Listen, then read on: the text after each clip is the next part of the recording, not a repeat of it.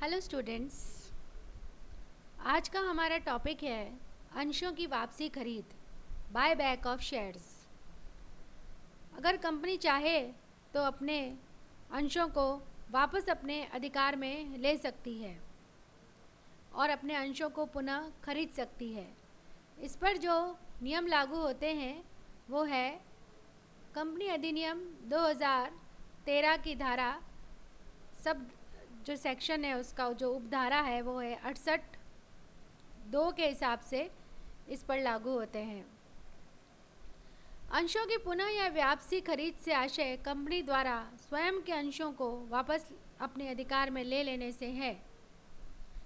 Company संशोधन अधिनियम की धारा 68(2) के प्रावधानों के अनुसार एक कंपनी अपने अंशों को रद्द करने के उद्देश्य से कुछ शर्तों का पालन करते हुए खरीद सकती है। पहली शर्त तो यही है कि इस खरीद के लिए कंपनी के अंतर नियमों में प्रावधान होना चाहिए। कंपनी ने अपनी साधारण सभा में इस आशय का विशेष प्रस्ताव पास करवा लिया हो तथा यह प्रस्ताव पास करवाने की तिथि से 1 वर्ष के अंदर वापसी खरीद का कार्य पूरा हो जाना चाहिए।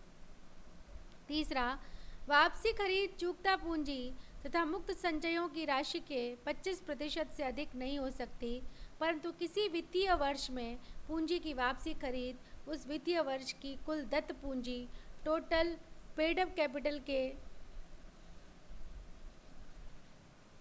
25% से अधिक नहीं होनी चाहिए।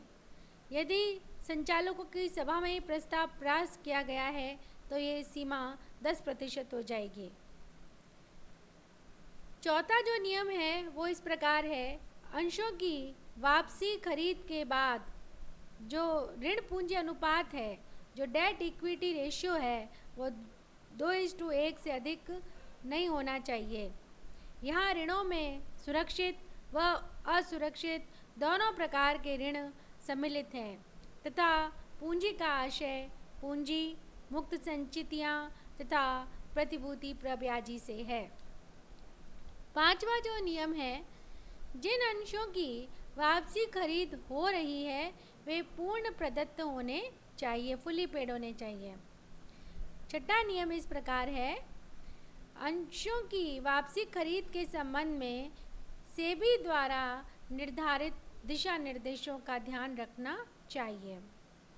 सातवां नियम है, अंशों की वापसी खरीद जिस तिथि को पूर्ण होती है उस तिथि के 7 दिन के अंदर ऐसे अंशों को भौतिक रूप से मर्चेंट बैंकर, वैधानिक अंकेशक या रजिस्ट्रार के सामने नष्ट कर देना चाहिए।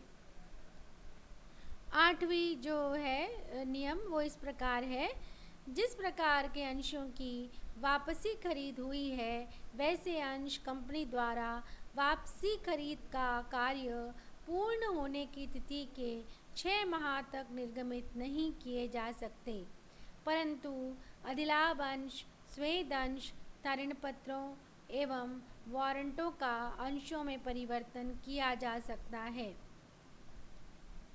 नवा नियम है, कंपनी द्वारा अंशों की वापसी खरीद वर्तमान अंशधारियों से अनुपातिक आधार पर खुले बाजार से विषम टुकड़ों को खरीदते हुए कर्मचारियों को निर्गमित स्कंद विकल्प स्वेद अंश खरीदते हुए कर सकती है, परंतु स्वयं के अंश सहायक कंपनी या विनियोग कंपनी के माध्यम से नहीं खरीदे जा सकते। 10वां नियम इस प्रकार है, यदि कोई कंपनी वापसी खरीद सहायक कंपनी या विनियोग कंपनी के माध्यम से करती है या वह कंपनी सावधि ऋण तथा उस पर ब्याज के भुगतान में या पूर्वाधिकारी अंशों अथवा ऋण पत्रों के शोधन या लाभांश अथवा ब्याज के भुगतान करने में दोषी है तो वह धारा 70 के अनुसार अपने अंशों की वापसी खरीद नहीं कर सकती है।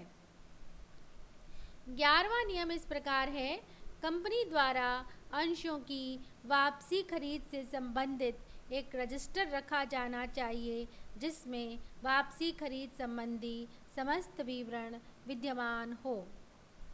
12वां नियम इस प्रकार है, अंशों की वापसी खरीद पूर्ण होने के 30 दिन के अंदर निर्धारित शर्तों का उल्लेख करते हुए कंपनी द्वारा रजिस्ट्रार तथा आवश्यकता होने पर सेबी के पास भी एक विवरण या रिटर्न प्रस्तुत किया जाना चाहिए। 13वां नियम इस प्रकार है, यदि कोई कंपनी वापसी खरीद संबंधी 68 के प्रावधानों तथा सेबी के दिशा निर्देशों का पालन नहीं करती है तो कंपनी पर कम से कम 1 लाख रुपए जुर्माना लगाया जाएगा, जिसे बढ़ाकर 3 लाख रुपए तक किया जा सकेगा। कंपनी के प्रत्येक दोषी अधिकारी को 3 वर्ष तक की कैद या कम से कम 1 लाख रुपए जुर्माना, जिसे बढ़ाकर 3 लाख रुपए तक किया जा सकता है, अथवा दोनों से दंडित किया जाएगा। कंपनी अपने अंशों या अन्य निर्दिष्ट प्रतिभूतियों की वापसी खरीद अपने स्वतंत्र कोषों, प्रतिभूति प्रीमियम या अंशों या अन्य निर्दिष्ट प्रतिभूतियों की प्राप्ति से कर सकती है। धारा 68(6) के अनुसार वापसी खरीद से पूर्व कंपनी को शोधन क्षमता की घोषणा रजिस्ट्रार तथा सेबी के पास करनी होती है, जिस पर कम से कम 2 संचालकों के हस्ताक्षर होते हैं।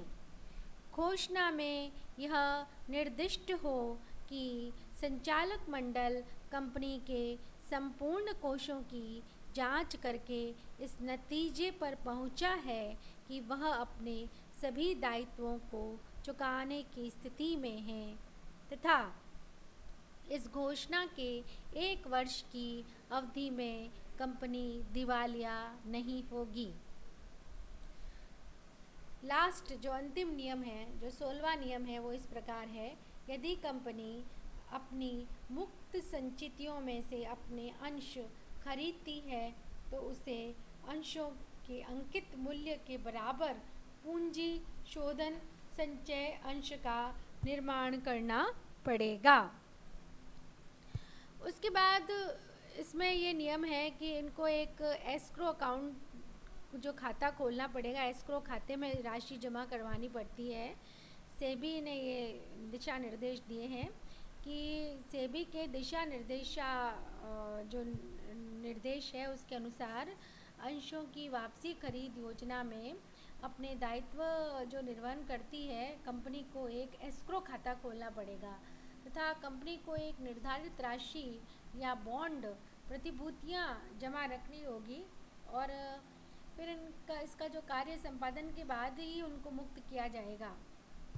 यदि कंपनी वापसी खरीद का कार्य पूरा न कर सके तो सेबी एस्क्रो खाते को जब्त कर सकती है और एस्क्रो खातों में व्यापारिक बैंक में जमा राशि, मर्चेंट बैंकर के पक्ष में जो गारंटी होती है वो उचित मार्जिन के अंतर्गत जमा की गई स्वीकृत प्रतिभूतियाँ तथा मर्चेंट बैंक के पास जमा, मतलब जो मैंने जो बताए हैं इन सभी का योग भी हो सकता है और ये सब एस्क्रो खाते में जमा करवानी पड़ती है। और अगर वापसी खरीद की राशि 100 करोड़ रुपए तक हो तो उसका 25% एस्क्रो खाते में जमा करवाना होता है और यदि वापसी खरीद की राशि 100 करोड़ रुपए से अधिक हो तो ऐसे अधिनियम का 10% और कंपनी को जमा करवाना होगा। तो ये जो नियम थे वो आपके अंशों के पुनः खरीद के नियम हैं, जिसको हम कहते हैं बाय बैक ऑफ सिक्योरिटीज़। ये सारे नियम का पालन करने पर ही कंपनी अपने अंशों को पुनः खरीद कर सकती है। तो मैं आशा करती हूँ कि आपको ये सारे नियम समझ में आए होंगे। धन्यवाद।